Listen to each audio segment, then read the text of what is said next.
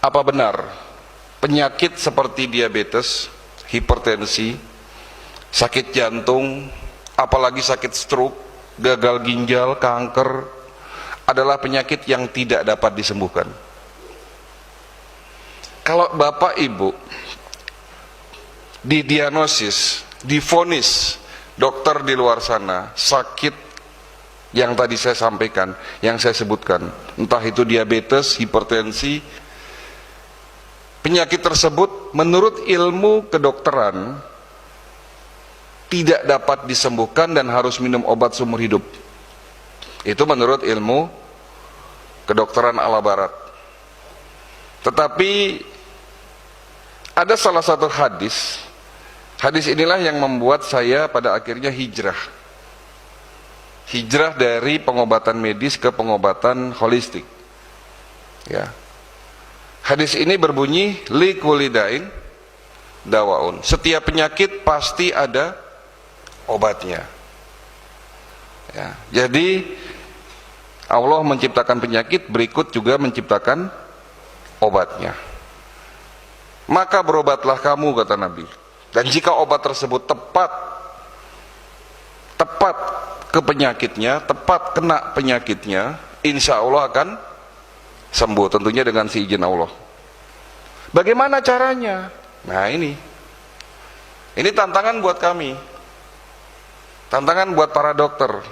Bagaimana caranya menyembuhkan penyakit diabetes? Karena tidak ada yang tidak mungkin. Kalau Allah sudah berkehendak, insya Allah bisa. Kan begitu, ya. Bagaimana caranya menyembuhkan penyakit diabetes? Sementara ilmu yang saya dapatkan di bangku kuliah mengatakan kalau orang sudah sakit diabetes tidak akan sembuh, minum obat seumur hidup. Hipertensi, jantung, apalagi stroke. Nah, bagaimana caranya? Ternyata setelah kami mendalami pengobatan tradisional itu kan banyak metodenya. Ada metode tibum nabawi, ada pengobatan dari India namanya Ayurveda India, ada pengobatan dari Cina namanya traditional Chinese medicine. Dan ternyata obat yang dapat menyembuhkan penyakit kita itu ada 3, Pak. Ini kita bicara fisik.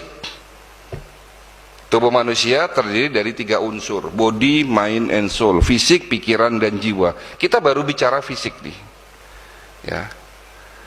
Obat untuk fisik kita, untuk penyakit kita ada 3. Satu adalah obat yang kita minum, baik itu obat kimia maupun herbal. Kedua, obat itu ternyata ada dalam makanan kita. Jadi makanan kita juga obat, Pak. Dan yang ketiga, obat itu, obat yang paling canggih, obat yang paling mujarab, ternyata ada dalam tubuh kita sendiri. Allah menciptakan manusia itu canggih, Pak. Manusia adalah makhluk yang punya kemampuan secara otomatis dapat mengobati dirinya sendiri tanpa kita sadari.